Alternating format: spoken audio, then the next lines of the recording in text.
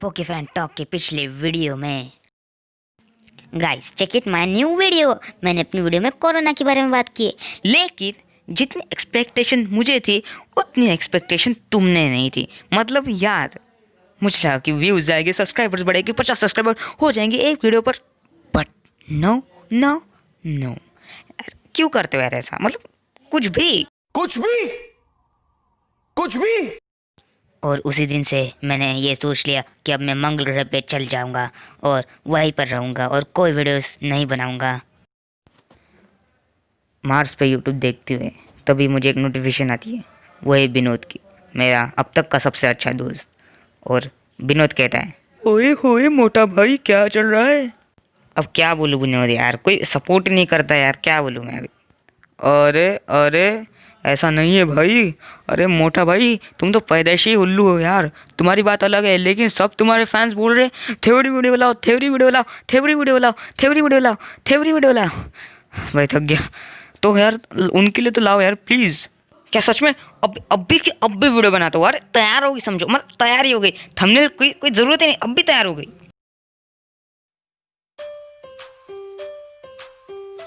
इतने दिन हो गए कोई थ्योरी वीडियो नहीं है। माँ कसम पूरा दिन खराब हो जाता है जब पोकेफैन टॉक की थ्योरी वीडियो नहीं आती। लेकिन आज दिन फिर से अच्छा होने वाला है गाइस, क्योंकि आज और एक नई थ्योरी वीडियो मैंने बनाई है, खुद अपने मन से नहीं, थोड़ा सा हेल्प, मतलब बहुत ज़्यादा हेल्प, मेरा मतलब बहुत ही ज़्यादा हेल्प गूगल बाबा से भी ली है। तो फिर तुम्हें जो 3 इमेजेस दिख रही है वो मैं ब्लर करके रखी है। यही 3 इमेजेस से मैं एक बहुत ही बड़ी थ्योरी का नाम भूल गया, बहुत बड़ी थ्योरी का जन्म करने वाला हूँ। और क्योंकि तुम्हें तो पता ही मैं सर्वशक्तिमान हूँ, मैं कुछ भी कर सकता हूँ, मतलब कुछ भी कर सकता हूँ मैं। और इसी कारण से फिर यार इंट्रो लगाते हैं और क्या, हाँ तो फिर इंट्रो लगाते हैं और अबे गधे जल्दी बोल। ठीक है मजाक बहुत हुआ। तो फिर इंट्रो लगाते हैं और स्टार्ट करते हैं।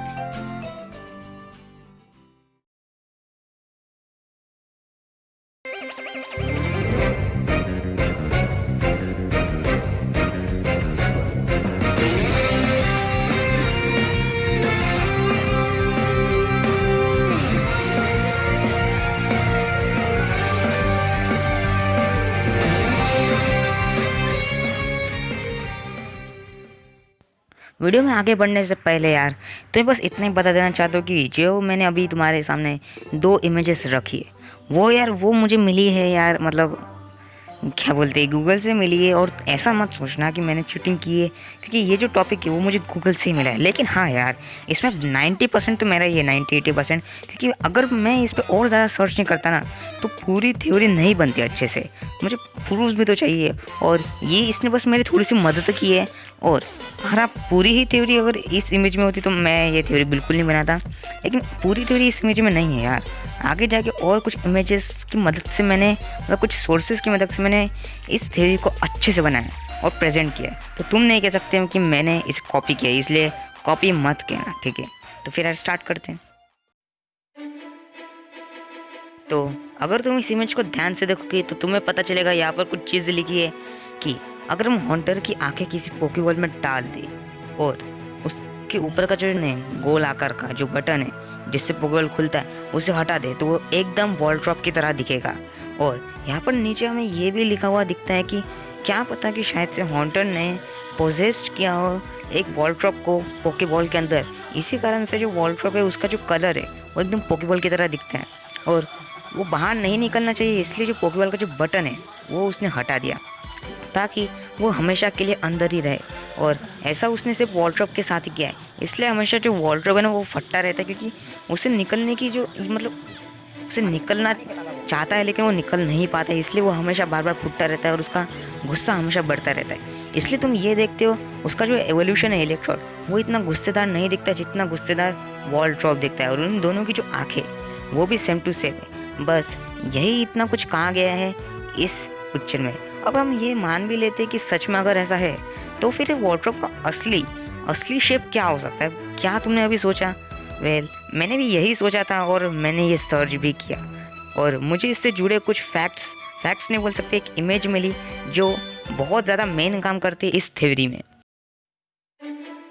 अब गाइज इस इमेज में तुम देख सकते हो, ये इमेज मुझे तब मिली जब मैंने गूगल पे सर्च किया what is the real shape of Pokemon world trough. तब कुछ नीचे जाने के बाद, कुछ स्क्रॉल करने के बाद मुझे ये इमेज मिली और इस इमेज को देख के मैं भी शॉक हो गया।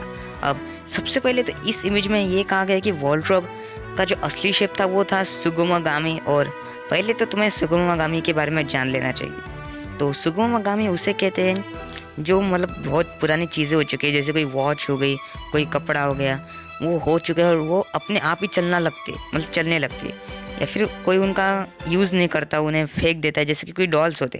या फिर तुम बोल सकते हो जो बेनिटे पोकेमॉन है वो भी कुछ ऐसे ही, उसकी कहानी कुछ ऐसे है कि उसके ओनर ने उसे फेंक दिया था गटर के नाली में, मतलब कचरे में, इसलिए वो अपने आप जिंदा हो गई और उसे मार दिया गया। ऐसा ही कुछ तो भी कहानी है उसके पॉकेडेक्स एंट्रीज में, और वो भी एक सुगमागामी हो सकती है। तो सुगमोगामी कुछ ऐसा ही काम करता है, कोई भी पुरानी चीज की आत्मा बन जाती है। और तुम्हें एक फैक्ट बता दूं, सुगमोगामी तभी जिंदा होते जब उनका 100वां जन्मदिन होता है, यानी 100th बर्थडे। यहाँ पर तुम्हें लिखा हुआ भी दिख सकता है। और उससे और एक फैक्ट है, यानी इत्तेफाक है कि जो वॉल्ट्रॉप का जो पोकेडेक्स एंट्रीज है, मतलब पोकेडेक्स नंबर है ना, वो भी 100 ही है, यानी 100। यानी इससे तुम ये कह सकते हो कि शायद से वॉल्ट्रॉप का असली शेफ सुगुमोगामी ही था। क्या पता कि वो पहले वो इंसान था या फिर कोई पोकेबॉल का सुगुमोगामी, मे बी। अब यार हम ये भी मान लेते हैं कि वॉल्ट्रॉप पहले सुगुमोगामी था, लेकिन अब तुम बोलोगे कि यार प्रूफ क्या है यार, क्योंकि कोई भी थ्योरी को पॉसिबल करने के लिए एक छोटा सा तो प्रूफ चाहिए होता है, जिससे हमें ये समझ सके कि वो थ्योरी पॉसिबल हो सकती है। और मेरे पास एक प्रूफ है, वरना ऐसा मत समझना कि यार पोकेमॉन तो प्रूफ तो रखता ही नहीं है, वो तो नल्ला आदमी है। ना ना ना, प्रूफ है, और वो इस इमेज से तुम्हें पता चल ही जाएगा। अब तुम्हें बता दो कि ये इमेज मुझे गूगल से मिली है, और ऐसा मत कहना कि ये भी कॉपी की है, ये बस एक सोर्स है। मतलब अगर मैं सर्च नहीं करता तो मुझे क्यों मिलती है यार, और कॉपी मत कहना इसे, ठीक है। इसका क्रेडिट भी मैं गूगल को दूंगा। और तुम्हें बता दो कि ये तो फैन मेड है, मतलब बनाई गई है कि कौन बने हैं अभी पोकेमॉन्स, लेकिन ये लगभग सच हो सकती है, क्योंकि ज़्यादातर जो पोकेमॉन्स है वो रिसेंटली बने हैं, जैसे एक्सीडेंटली जो क्रिएट हुए, जैसे ग्राइमर, रबिश, और जो एंशिएंट क्रिएट हुए, यानी तुम देख सकते हो अलग अलग प्रकार के जो अपने आप गलती से क्रिएट हुए। लेकिन उसमें जब रिसेंटली क्रिएटेड में वॉल्ट्रॉप कैसे आया यार मतलब बाकी सबका तो समझ में आता है, जेनेसेक्ट हो गया, म्यूटो, मतलब बाकी सबका समझ में आता है, लेकिन वॉल्ट्रॉप क्या कर रहा है यहाँ पर। अब इससे तुम्हें इतना पता चली गया कि वॉल्ट्रॉप बनाया गया है, ना कि बना है। और इलेक्ट्रोड की बात करें तो मुझे नहीं लगता इलेक्ट्रोड सच में वॉल्ट्रॉप का कोई एवोल्यूशन है, फिर पता नहीं, शायद से इलेक्ट्रोड बना है बाद में वॉल्ट्रॉप की वजह से। अब खैर देखते हैं कितना सच है और कितना नहीं। अब तुम बोलोगी कि यार अगर हम मान भी लेते हैं कि हॉन्टर ने ही यार वॉल्ट्रॉप को बनाया है, उसे फंसा के पोकेबॉल में, तो यार सिर्फ हॉन्टर ही क्यों, ऐसे तो बहुत सारे घोस्ट टाइप पोकेमॉन्स हैं।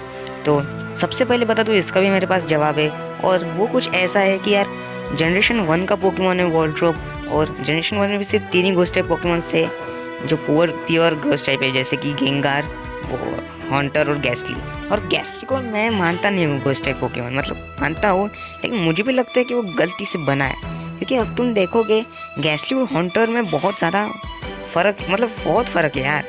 यानी हॉन्टर और गेंगार तो थोड़े से मैच करते, लेकिन गैस्टली के तो हाथ भी नहीं, और ऊपर से वो गोल आकार का है, और यहाँ पर गोल आकार का वॉल्ट्रॉप है। तो क्या पता कि शायद से जब वॉल्ट्रॉप मर जाता है पूरी तरीके से, तब वो गैस्टली बन जाता है, और उसके बाद वो हॉन्टर और ऐसे विकसित होता है। अब ऐसा मेरा मानना है, ये मेरी थ्योरी, लेकिन देखते ऐसा है या नहीं यार, मुझे तो नहीं पता, लेकिन इसमें बहुत ज़्यादा सिमिलरिटीज है, क्योंकि दोनों गोल टाइप के, गोल आकार के। मैं कुछ नई थ्योरी बना रहा हूँ, लेकिन हाँ, और तुम्हें बता दूँ कि सिर्फ हॉन्टर ही ऐसा कर सकता है, क्योंकि हॉन्टर ही दूसरों के लाइफ्स लेने की एबिलिटी उसमें है। क्योंकि पोकेमॉन के सबसे पहले सीजन में, यानी ओरिजिनल एपिसोड सीजन में एक एपिसोड था जिसमें हॉन्टर ने ऐश की मतलब सोल चुरा ली थी, ले ली थी, और ऐसा सिर्फ हॉन्टर ही कर सकता है, ना कि गेंगर या फिर गैस्टली। और यही मेरा प्रूफ था कि हॉन्टर ही वो बदमाश है, वही गद्दार है, वही मकार है जिसने बेचारे से वॉल्ट्रॉप को एक पोकेबॉल में कैद कर दिया। मैं मजाक कर रहा था, बस यही थ्योरी एंड होती है। अगर तुमने थ्योरी को अच्छे से नहीं समझा तो फिर से देख लो यार स्टार्टिंग से, और समझा तो वेरी गुड, अच्छी बात है।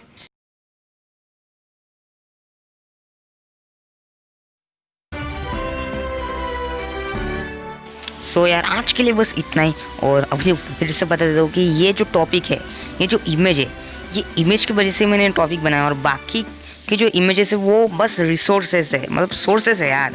और ये टॉपिक में यार पूरा थ्योरी थोड़ी ना है ना, अगर मैं पूरी थ्योरी नहीं बताता और बस इतना ही बताता तो कुछ मज़ा नहीं आता। तो तुम ये कह सकते हो कि पूरी कॉपी नहीं की मैंने, थोड़ी सी कॉपी की, और अगली बार ऐसा नहीं होगा, थोड़ी सी भी कॉपी नहीं करूँगा। लेकिन फिर भी यार सपोर्ट बनाओ रखो, ताकि तुम्हें ये जो थ्योरीज है वो मिल सके, क्योंकि मुझे नहीं लगता कि इस टॉपिक पे किसी ने भी अब तक कोई वीडियो नहीं बनाई है। लेकिन अभी से यूट्यूब पे एक वीडियो आने वाली है, वो है पोकेफैन टॉक के नाम पे, जिसके ऊपर ये वीडियो है, मतलब जिस वो टॉपिक होने वाला है यही। और अगली बार से तुम्हें यूट्यूब पे ये टॉपिक मिल ही जाएगा, कुछ ही दिनों में मैं अपलोड कर दूंगा, मतलब अभी तो अपलोड कर ही दी होगी आज के आज। खैर अगर आज अभी तो तुमने लास्ट तक ये वीडियो देख रहे हो तो यार सब्सक्राइब कर दो, लाइक कर दो, और फिर मिलते हैं किसी नए वीडियो में। यार प्लीज़ कर दो यार, जल्दी से 100 सब्सक्राइबर्स करने हैं, करो प्लीज़, वरना ढिंचक पूछ के गाने तुम्हारे कान में सुनाई देंगे।